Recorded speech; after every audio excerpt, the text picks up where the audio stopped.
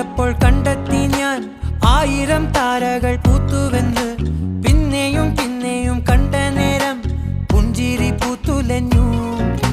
കാണാതെ വയ്യെന്ന തോന്നലായി, കണ്ടിട്ടും കണ്ടിട്ടും പോരാറായി. തൊട്ടപ്പോൾ ആത്മാവിൽ തേൻ നിറഞ്ഞു, പൂ പോലെ നീ വിരിഞ്ഞു. ഉള്ളിൽ ഒളിച്ചൊരു മോഹമെല്ലാം കള്ളത്തരങ്ങളെ തുള്ളി